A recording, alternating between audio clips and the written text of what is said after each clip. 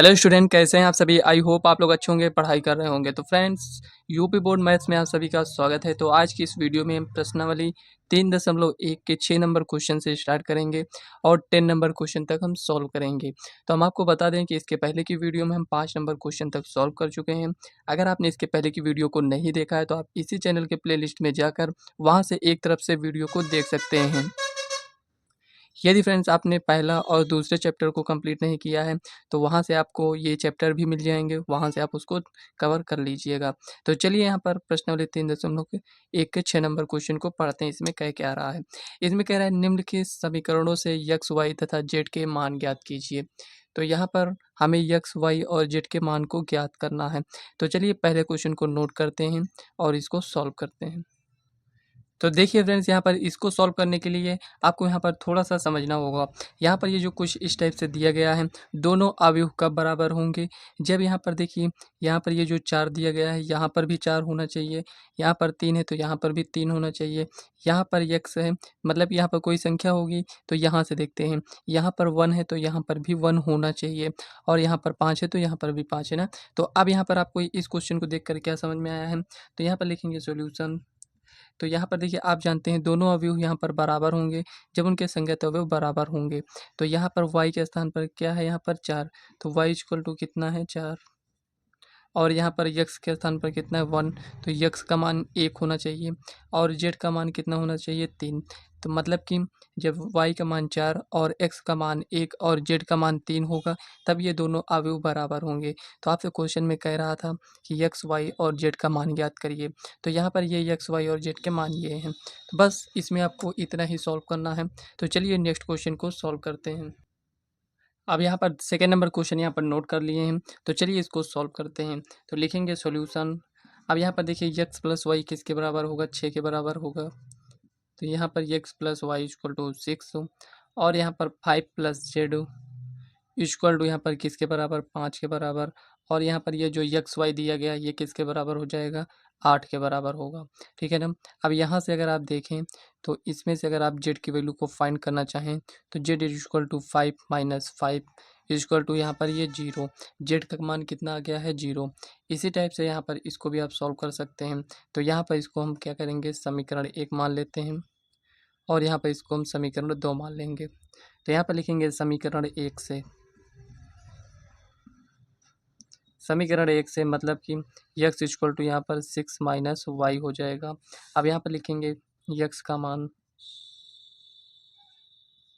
समीकरण 2 में रखने पर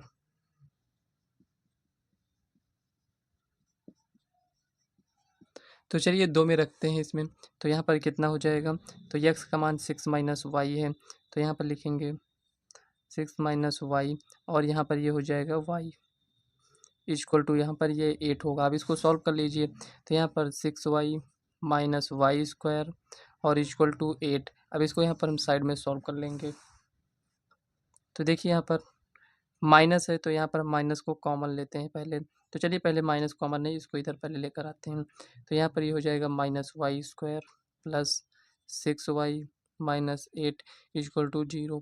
अब इसमें से माइनस को कॉमन लेंगे तो वाई स्क्वायर माइनस 6y और यहाँ पर ये प्लस 8 इक्वल टू 0। ये हो गया। अब इसका हमें गुणनखंड करना है तो कितना होगा, यहाँ पर 8 आना चाहिए। तो 4 दूनी 8 मतलब कि यहाँ पर ये हो जाएगा वाई स्क्वायर माइनस 4y और यहाँ पर ये माइनस 2y इक्वल टू, एक मिनट, प्लस 8 इक्वल टू 0। ये हो गया। अब यहाँ पर इसको सॉल्व करिए तो देखिए y यहाँ पर दोनों में है तो y कॉमन ले लीजिए, y माइनस 4 और यहाँ पर भी y माइनस 4। अब देखिए यहाँ पर y है, y यहाँ पर माइनस 2 यहाँ पर लिख देंगे इक्वल टू 0। यहाँ पर लिखेंगे y माइनस 2 और यहाँ पर y माइनस 4 इक्वल टू 0। अब देखिए यहाँ पर y बराबर 2,4, y का मान 2 आएगा और 4 आएगा। यहाँ पर देखिए y का 2 मान आया है तो यहाँ से हमें x का भी मान आएगा। तो यहाँ पे इसको इरेज कर x की वैल्यू को फाइंड करते हैं। तो यहाँ पर लिखेंगे x का मान क्या था, यहाँ पर 6 माइनस वाई। अब y का मान एक बार 2 रखेंगे तो x equal to 6 minus 2 equal to 4 हो जाएगा। एक बार x equal to 6 minus 4 equal to 2। यहाँ पर ये समझ में आ गया। अब आप यहाँ पर ये देखिए x का मान कितना आया है 2, 4 और y का मान कितना आया है 2, 4 और यहाँ पर z की वैल्यू तो पहले से ही फाइंड कर लिए थे, तो यहाँ पर z इक्वल टू 0। यहाँ पर देखिए यही आपका फाइनल आंसर आ चुका है। ये देखिए ऐसे आपको सॉल्व करना है। यहाँ पर देखिए स्पेस कम था इसलिए इसको इरेज कर कर सॉल्व किए हैं। आप जब कॉपी में सॉल्व करिएगा आपको एक लाइन से इसको सॉल्व करते जाना है, ठीक है ना। तो यहाँ पर ये जो इतना आंसर आया यही आपका फाइनल आंसर है। तो चलिए नेक्स्ट क्वेश्चन को सॉल्व करते हैं। तो यहाँ पर देखिए थर्ड क्वेश्चन यहाँ पर नोट कर लिए हैं, तो चलिए इसको हम सॉल्व करते हैं। तो यहाँ पर लिखेंगे सोल्यूशन। जब ये दोनों बराबर है इसका मतलब कि यहाँ पर x plus Y plus Z equal to कितना होगा 9 होगा। और यहाँ पर देखिए x plus Z equal to 5 और y plus Z equal to यहाँ पर कितना होगा 7। ये समीकरण 1 हो जाएगा, ये समीकरण 2 और ये आपका समीकरण 3। यहाँ से थोड़ा सा आपको समझने की आवश्यकता है। देखिए y प्लस जेड का मान कितना है 7 है, तो क्या इसमें हम रख सकते हैं यहाँ पर। तो यहाँ पर लिखेंगे समीकरण, या फिर इसको आप रख दीजिए x और z, मतलब x प्लस जेड के स्थान पर हम इसको लिख सकते हैं। तो यहाँ पर ये इसका मान कितना दिया गया है 5, तो यहाँ पर लिखेंगे समीकरण 2 का मान 1 में रखने पर देखिए यहाँ पर पास में नहीं लिखा है लेकिन आप यहाँ पर समझ तो सकते हैं कि x प्लस जेड इसका मान कितना है 5, तो यहाँ पर 5, तो एक बार इसको लिख देते हैं x plus Z plus Y equal to 9। अब x प्लस जेड के स्थान पर 5 प्लस वाई इक्वल टू 9। अब यहाँ पर देखिए y इक्वल टू कितना हो जाएगा 9 माइनस 5 इक्वल टू 4, ये हो गया। अब देखिए यहाँ पर लिखेंगे समीकरण यहाँ पर यहाँ पर y का मान आया है, तो यहाँ पर लिखेंगे समीकरण 3 में y का मान रखने पर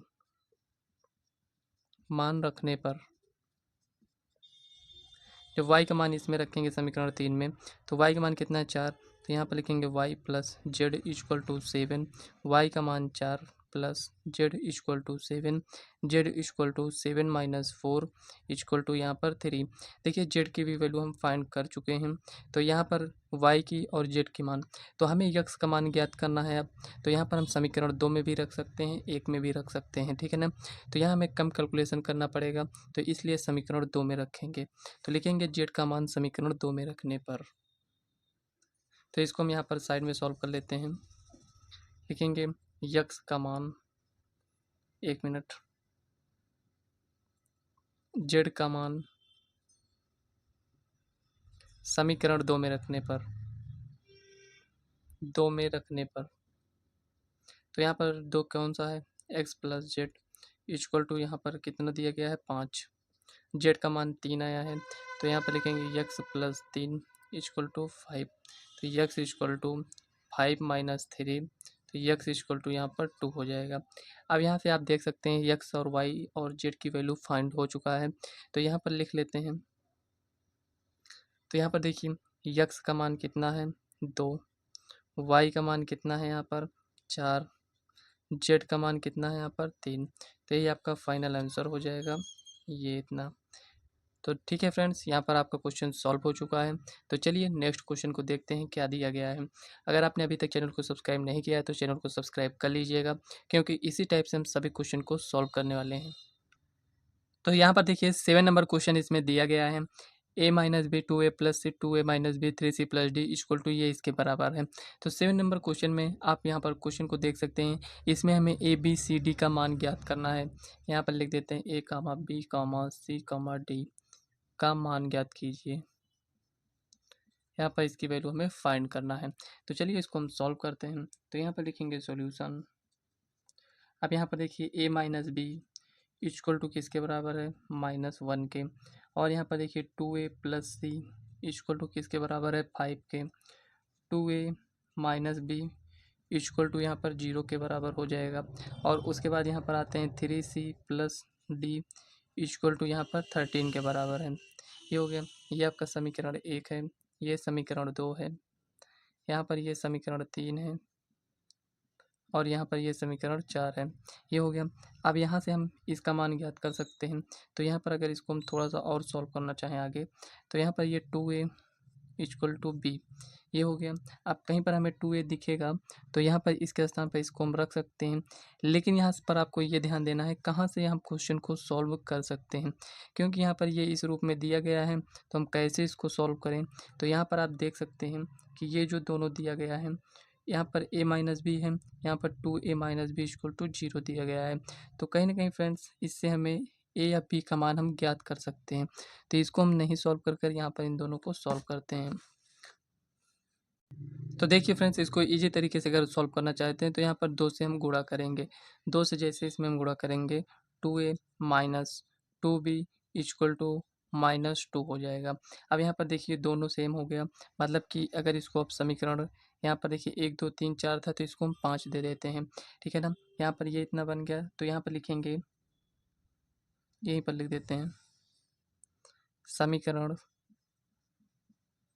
समीकरण यहाँ पर इसको हम इससे माइनस करेंगे, समीकरण 5 से समीकरण यहाँ पर 3 को घटाने पर, 3 को घटाने पर, तो यहाँ पर घटाने पर हमें क्या मिलेगा। तो यहाँ पर देखिए 2a minus 2b equal to -2 हो गया। अब यहाँ पर जो लिखा है 2a minus B equal to 0। अब देखिए यहाँ पर माइनस कर रहे हैं तो प्लस है तो माइनस, माइनस है तो प्लस, और यहाँ पर इससे कुछ मतलब ही नहीं है यहाँ पर। अब इसको हम सॉल्व कर लीजिए। अब यहाँ पर देखिए इससे यहाँ पर ये कैंसिल हो जाएगा, -2 से यहाँ पर ये प्लस में चेंज हो गया है तो यहाँ पर क्या बचेगा, माइनस बी इक्वल टू -2, इससे ये कैंसिल, तो b इक्वल टू यहाँ पर ये 2 हो जाएगा। तो यहाँ पर देखिए b का मान हमें 2 मिल गया है। अब यहाँ पर हम क्या करेंगे, समीकरण 1 में b का मान रखेंगे, तो लिखेंगे समीकरण 1 में b का मान रखने पर तो चलिए इसमें रखते हैं। तो यहाँ पर a minus B equal to -1। अब यहाँ पर देखिए a, यहाँ पर -2 equal to -1, a equal to -1 plus 2, यहाँ पर a का मान कितना आएगा, 1। देखिए यहाँ पर a और b का मान मिल चुका है, a का मान 1 आया है और b का मान यहाँ पर 2 आया है, तो इसको हम इरेज करेंगे। अब यहाँ पर लिखेंगे समीकरण 2 में a का मान रखने पर,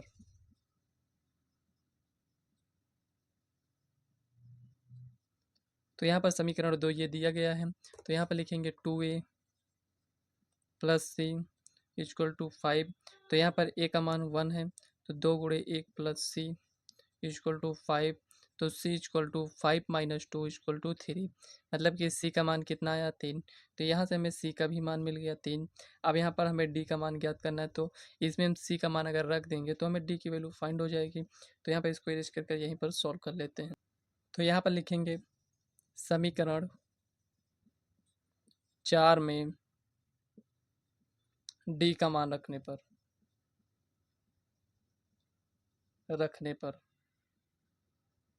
तो यहाँ पर लिखेंगे 3c plus D equal to 13। अब यहाँ पर c का मान कितना है, 3 है, तो 3 गुणे 3 प्लस डी इक्वल टू यहाँ पर 13 हो जाएगा। d इक्वल टू 13 माइनस 9, तो d इक्वल टू यहाँ पर कितना हो जाएगा, 4। तो यहाँ पर आप देख सकते हैं a equal to 1, b equal to 2, c equal to 3 और यहाँ पर d इक्वल टू 4। यहाँ ये आपका आप देख सकते हैं, ये यही आपका फाइनल आंसर है। इसी टाइप से आपको क्वेश्चन को सॉल्व करना है, कुछ भी आपको नहीं करना है, केवल समीकरण बनाकर आपको ये देखना है कि हम यहाँ से किससे ए या बी या सी डी, मतलब आपको कुछ भी करना हो इसमें, आपको पहले एक की वैल्यू फाइंड कर लेना है। जैसे आप एक की वैल्यू फाइंड करेंगे वैसे आप बी सी डी सब की वैल्यू फाइंड कर लेंगे। जब तक आप इनमें से किसी एक की वैल्यू फाइंड नहीं करेंगे तब तक आपका क्वेश्चन ये सॉल्व नहीं होगा। तो चलिए नेक्स्ट क्वेश्चन देखते हैं क्या दिया गया है।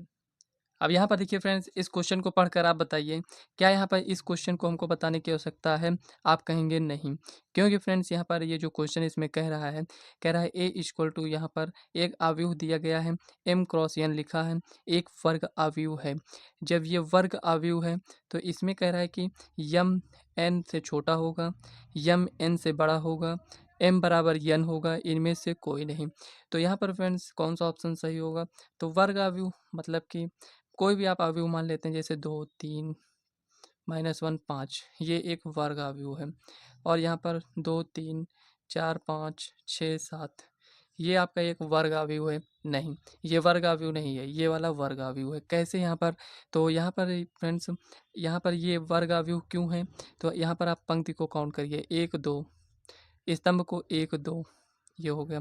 मतलब आप देख रहे होंगे कि पंक्ति की संख्या और स्तंभ की संख्या क्या है, यहाँ पर बराबर है, इसलिए यहाँ पर ये वर्ग आव्यूह होगा। अब इसमें पंक्ति को काउंट करिए, 1, 2, 3, स्तंभ 1, 2, यहाँ पर देखिए बराबर नहीं है, यहाँ पर यम बड़ा है यन से, तो इसलिए फ्रेंड्स यहाँ पर ये वर्गाव्यूह नहीं होगा। वर्गाव्यूह तभी होगा जब यहाँ पर ये दोनों बराबर होंगे।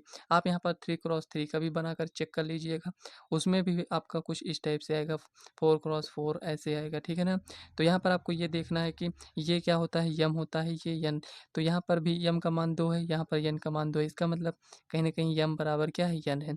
तो ये ऑप्शन आपका सी राइट आंसर हो जाएगा। अब यहाँ पर देखिए, ये जो यहाँ पर 9 नंबर क्वेश्चन दिया गया है, कह रहा है यक्स तथा वाई के प्रदत्त किन मानों के लिए अवयवों के निम्नलिखित युग्म समान होंगे, मतलब कि ये दोनों बराबर होंगे। हमें यही बताना है कि यक्स और वाई के कौन से मान हो सकते हैं। तो चलिए यहाँ पर चेक करते हैं। आप ऑप्शन के थ्रू भी इसको चेक कर सकते हैं। ऑप्शन के थ्रू कैसे चेक करेंगे? यक्स का मान यहाँ पर -1/3 रखिए और इसको सॉल्व करिए, देखिए 0 आता है। तो यहाँ पर लिखेंगे 3 -1/3 +7, यहाँ पर ये दोनों बराबर होना चाहिए, मतलब कि ये 0 के बराबर आना चाहिए। तो यहाँ पर देखिए इससे ये कैंसिल, -1 +7 नॉट इक्वल 0, मतलब कि यहाँ पर कितना आएगा, 6, जो कि 0 के बराबर नहीं आ रहा है। इसका मतलब फ्रेंड्स यहाँ पर ये जो दिया गया है ये ऑप्शन सही नहीं है। इसी टाइप से आपको ऐसे यहाँ पर सी और डी को चेक कर लेना है। जैसे ही आप यहाँ पर चेक करेंगे, आप देखेंगे फ्रेंड्स कि यहाँ पर कोई भी ऑप्शन में इस टाइप से नहीं मिलेगा, तो इसलिए यहाँ पर ये ज्ञात करना संभव नहीं होगा। आपको इसी टाइप से इसको चेक कर लेना है। ऑप्शन के थ्रू चेक करना चाहते हैं उससे चेक कर लीजिएगा, सॉल्व कर कर चेक करना चाहते हैं तो उसको ऐसे। अगर आपको लग रहा हो कि इसको भी हम चेक कर लें, तो चलिए चेक करते हैं। यहाँ पर यहीं पर साइड में हम चेक कर लेते हैं। तो यहाँ पर देखिए, आप सी में क्या है, y बराबर 7 है, तो y का मान यहाँ पर रखते हैं और बराबर में 8 आना चाहिए। तो यहाँ पर लिखेंगे y के स्थान पर 7 और यहाँ पर +1 है, इक्वल टू यहाँ पर किसके बराबर, 8 के बराबर। अब यहाँ पर देखिए फ्रेंड्स, अब आप तो सोच रहे होंगे कि सी ऑप्शन आपका सही हो जाएगा, क्योंकि y बराबर 7 दिया गया, लेकिन यहाँ पर दोनों को यहाँ पर सेटिस्फाई होने चाहिए। मतलब कि y तो हो रहा है, ठीक है, यहाँ पर यक्स का भी तो होना चाहिए ना। तो यहाँ पर ये जो यक्स दिया गया उसको हम चेक करेंगे। तो यक्स का मान -2/3 है, चाहे आप यहाँ पर रखिए या फिर यहाँ पर, कहीं पर भी आप रखिए, यक्स का मान सेम आना चाहिए। अगर ये सही होगा, ये दोनों बराबर होंगे अवयव, तो फ्रेंड्स यहाँ पर चाहे आप इसमें रख कर चेक कर लीजिए चाहे इसमें। तो यहाँ पर देखिए लिखेंगे 2 माइनस और यहाँ पर -2/3, ये हो जाएगा। और यहाँ पर क्या लिखा है, 2 माइनस और ये -2/3 और गुणा किससे है, 3 से, ये हो गया। किसके बराबर आना चाहिए, 4 के बराबर। चेक करते हैं, यहाँ पर 2, यहाँ से ये कैंसिल हो जाएगा, माइनस माइनस प्लस, यहाँ पर ये 2 इक्वल टू 4, यहाँ पर ये आ गया। अब देखिए यहाँ पर ये इतना तो आ गया, आप देख रहे होंगे, इसका मतलब ये सी ऑप्शन आपका राइट आंसर हो जाएगा। लेकिन फ्रेंड्स यहाँ पर देखिए, यहाँ तो बराबर आ गया, अब यहाँ पर इसमें भी रख कर चेक करेंगे, यक्स का मान बराबर आना चाहिए, मतलब कि यहाँ से जब ये सेटिस्फाई कर रहा है इसमें से, तो यक्स का मान यहाँ पर आप देख सकते हैं -2/3 है, और यहाँ पर देखिए यक्स का मान कितना है, -1/3 है, और यहाँ पर रख कर इसको चेक करते हैं कि ये वाला सही है कि ये वाला। तो यहाँ पर लिखेंगे 3x + 7 इक्वल टू यहाँ पर 0, यक्स का मान कितना आना चाहिए, -2/3, 2/3 +7। तो यहाँ देखिए ये कैंसिल, -2 + 7 इक्वल टू यहाँ पर 5 नॉट इक्वल टू 0। देखिए फ्रेंड्स, यहाँ पर क्वेश्चन में कहने का मतलब सिर्फ और सिर्फ इतना है कि जो भी यक्स का मान आना चाहिए दोनों में बराबर आना चाहिए। एक बार देखिए फ्रेंड्स, इस वैल्यू को इसमें रख रहे हैं तो ये तो सेटिस्फाई कर रहा है, लेकिन इसी यक्स की वैल्यू को इसमें रख रहे हैं तो ये सेटिस्फाई नहीं कर रहा है। इसका मतलब कि यक्स का अलग अलग मान आ रहा है, इसलिए फ्रेंड्स यहाँ पर ज्ञात करना संभव नहीं है। ये आपका बी ऑप्शन राइट आंसर हो जाएगा। अगर यहाँ पर ऑप्शन के थ्रू नहीं चेक करना चाहते हैं तो चलिए यहाँ पर इसको हम चेक कर लेते हैं। हो सकता है बहुत सारे स्टूडेंट को ना समझ में आया हो। ये किसके बराबर होना चाहिए, 0। तो इसका मतलब यहाँ पर आप देख सकते हैं 3x equal to -7, x equal to -7/3, मतलब x का मान ये आया है। अब इसमें से चेक करते हैं, मतलब कि जो भी x का मान आना चाहिए सेम आना चाहिए, चाहे हम इससे सॉल्व करें चाहे इससे यहाँ पर, ठीक है ना। तो यहाँ पर लिखते हैं 2 - 3x इक्वल टू कितना है यहाँ पर 4, ये हो गया। अब यहाँ पर देखिए -3x इक्वल टू 4 - 2, यहाँ पर -3x इक्वल टू यहाँ पर 2 हो जाएगा, x इक्वल टू -2/3। देखिए यहाँ पर यक्स का अलग अलग मान आया है, एक बार यक्स का मान -2/3 आया है, एक बार ये आया, मतलब कि अलग अलग वैल्यू नहीं आनी चाहिए, दोनों में सेम होना चाहिए। जब ये बराबर होगा तो इसका मतलब ये बराबर नहीं है, तो यहाँ पर ज्ञात करना संभव नहीं है। तो चलिए 10 नंबर क्वेश्चन देखते हैं। अब यहाँ पर देखिए 10 नंबर क्वेश्चन में दिया गया है 3x3 कोटि के ऐसे अवयवों की कुल कितनी संख्या होगी जिनकी प्रत्येक प्रविष्टि 0 या 1 है। मतलब कि यहाँ पर आपको ये देखना है, यहाँ पर 0 1, मतलब यहाँ पर ये 2 दिया गया है, यहाँ पर 3x3 है, मतलब कि यहाँ पर 2 की पावर 9 इक्वल टू यहाँ पर ये आपका 512, ये आपका राइट आंसर हो जाएगा। कुछ इस टाइप से यहाँ पर इसको आपको सॉल्व करना है। हम जानते हैं फ्रेंड्स इतना लिख तो दिए हैं, लेकिन आपको समझ में नहीं आया होगा कि यहाँ पर ये कैसे लिखे हैं। तो आइए इसको थोड़ा सा समझ लेते हैं।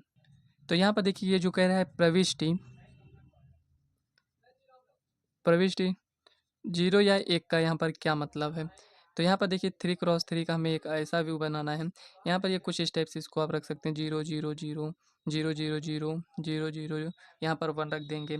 और यहाँ पर मान लेते हैं यहाँ पर 0 1 0 0 0 0 0 0 0, मतलब कि यहाँ पर आप कुछ इस टाइप से कितना आप बना सकते हैं, 512।